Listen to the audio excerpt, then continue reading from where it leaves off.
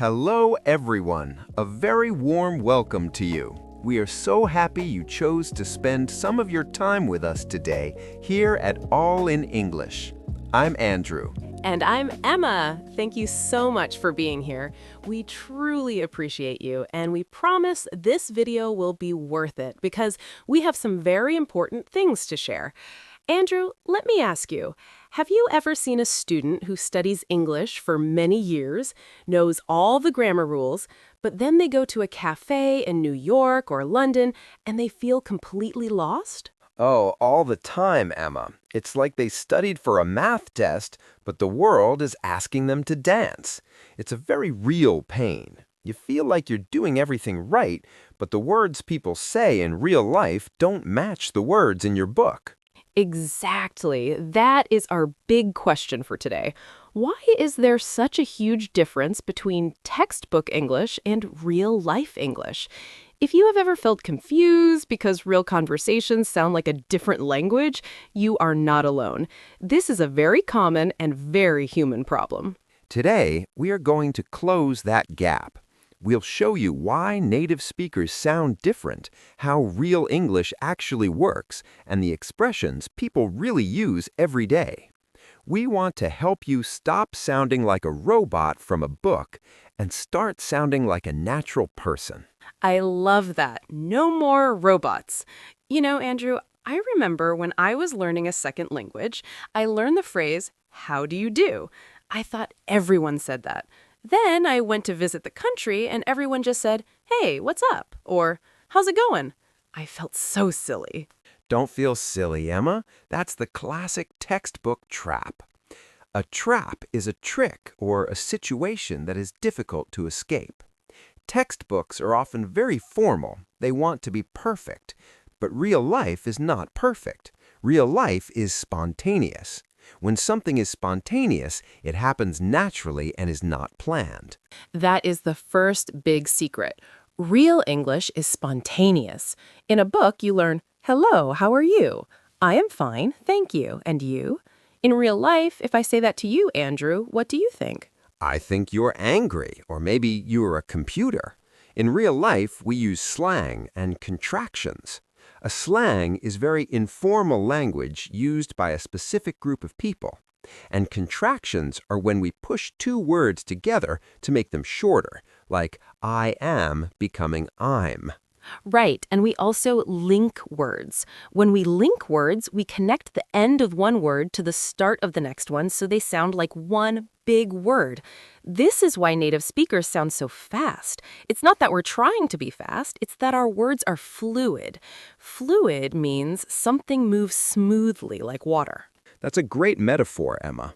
Water doesn't stop between every rock. It flows over them.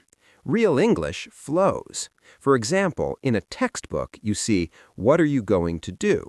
In real life, we say, "What you gonna do?" What you're gonna do. If you look for that in a grammar book, you will never find it. But if you want to understand real conversations, you need to hear those sounds. By the way, if you want more videos like this to help you understand these natural sounds, please like this video and subscribe to All in English. It helps us a lot, and we can help you more. Yes, please join our community. Now, Andrew, let's talk about vocabulary. Textbooks love big academic words, but in daily life, we love phrasal verbs. A phrasal verb is a verb combined with a small word like up, on, or out that creates a new meaning. Oh, phrasal verbs are the kings of real English. A book says, "Please continue." A native speaker says, "Go ahead." A book says, "I am disappointed." A native speaker says, "I'm let down." It can be overwhelming for students. Overwhelming means when something is too much and you feel like you can't handle it. But here's a tip. Don't try to learn 1,000 phrasal verbs in one day. Just try to catch one or two when you listen to us. That's about having a good mindset. A mindset is your collection of thoughts and beliefs that shape your habits. If your mindset is, "I must know every word," you will be stressed. If your mindset is, "I want to understand the main idea," you will be relaxed and learn faster. I agree. We need to have self-compassion. Self-compassion means being kind to yourself when you make mistakes or find things difficult. If you don't understand a fast sentence today, it's okay. You are evolving. Evolving means you are developing and changing slowly into something better. Exactly. And speaking of evolving, let's talk about fillers. Textbooks hate fillers, but real people love them. Fillers are little sounds or words we use when we're thinking, like well, or you know. I use you know all the time. If a student hears you know, they might try to translate it. They think, what do I know? What is the information? But the speaker is just taking a second to think. Right. Fillers are like cushions. A cushion is something soft that makes a chair comfortable or protects you. Fillers make the conversation comfortable. They give the listener time to process the information. So if you use a filler, you actually sound more natural. Isn't that crazy? The textbook tells you to be silent or perfect, but real life tells you to say, while you think. It's true. Another big difference is intonation. Intonation is the way your voice goes up and down when you speak. Textbooks can't teach this very well. In a book, really is just a word. In real life, really with a high voice means you're surprised. Really with a low voice might mean you're bored. It's all about the vibe. A vibe is the mood or feeling of a person, place, or situation. To understand the vibe, you have to stop translating. When you translate, you're looking at the words. When you think in English, you are feeling the conversation. That is a great point. How do we stop translating? We have to immerse ourselves. To immerse means to surround yourself completely with something. You don't need to move to the USA to immerse yourself. You can listen to this podcast, watch videos, and listen to songs. And keep it fun. Don't make it a chore. A chore is a boring task you must do, like cleaning the floor. English should be a hobby. A hobby is an activity you do for pleasure in your tired time. If you enjoy the process, your brain stays receptive. Receptive means you are willing and ready to receive new ideas or information. A happy brain learns. A stressed brain blocks. So remember to balance your study. Read your book for the rules, but listen to real people for the nuances.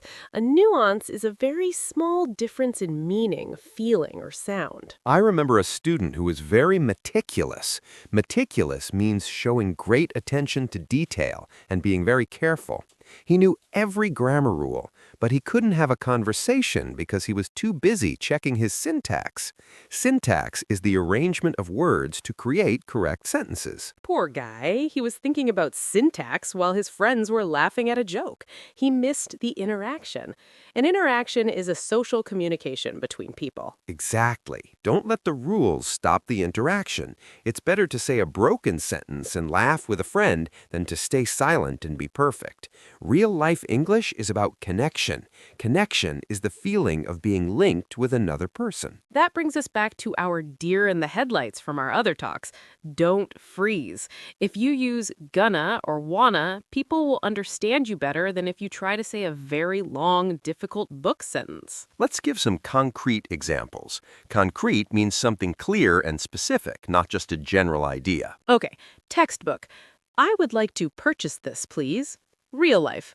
Can I grab this? Textbook, I am very fatigued. Real life, I'm exhausted or unbeat. Exhausted and beat both mean you are very, very tired. Textbook. I do not understand. Real life. I don't get it, or I'm lost. See, the real-life versions are shorter and more expressive. Expressive means showing thoughts and feelings clearly. This is why we created All in English. We want you to see these differences every day. If you want to learn more about how to sound natural, we have many videos waiting for you. Now, let's think about that hook from the beginning. Why do we feel lost even after studying? It's because we were looking at a map, but we weren't looking at the actual road. The map is the textbook. The road is real life. The map is helpful, but the road has curves, it has rain, it has beautiful trees. To drive well, you have to look at the road. The insight is this. Textbook English gives you the foundation, but real-life English gives you the house. Foundation is the solid base hidden under a building. You need it, but you can't live in it. You need to build the walls, the windows, and the doors with real conversation. I love that. And remember, everyone's house looks a little different. Your English doesn't have to look like a palace. It just needs to be a place where people can come in and talk. You don't have to be perfect, just a little better than yesterday. If today you learned that what you're going to do is just a question about the future, you're already better than you were 10 minutes ago. That is the spirit. Now let's do a quick vocabulary breakdown to review what we talked about today. I'll start. Trap, a trick or a difficult situation, like the textbook trap. Spontaneous, something natural and not planned. Slang, informal language used by certain groups. Contractions, making two words into one, like I'm or don't. Fluid, moving smoothly like water. My turn. Phrasal verbs. A verb plus a small word like up or out that changes the meaning. Overwhelming, when something is too much to handle. Mindset, your way of thinking and your beliefs. Self-compassion, being kind to yourself. Evolving, developing or changing slowly for the better. Let's do a few more. Fillers, sounds like or well used while thinking. Cushion, something soft that protects or makes things comfortable. Intonation, the rise and fall of your voice. Vibe, the mood or feeling of a situation. And the last one's immerse, to surround yourself completely with something. Chore, a boring or difficult task you must do. Hobby, something you do for fun in your free time. Receptive, willing to listen and learn new things. Nuance, a very small, subtle difference. Great job, Emma. And great job to all of you listening. You are doing the hard work of building your house of English. We really want to know more about you. We have a very simple question for you to answer in the comments. How long have you been learning English? Whether it's 1 month or 10 years, we want to know. Please write in English. No worry about mistakes. We love reading them. It's the best way to practice being spontaneous. If you want to see more videos about the secrets of real English, please like this video, subscribe to All in English, and share it with a friend who is also tired of sounding like a textbook. Thank you so much for staying with us until the very end. Your support means the world to us. I'm Emma. And I'm Andrew. This is All in English. We hope you stay well, keep practicing, and we can't wait to see you in the next video. Bye-bye. Stay natural.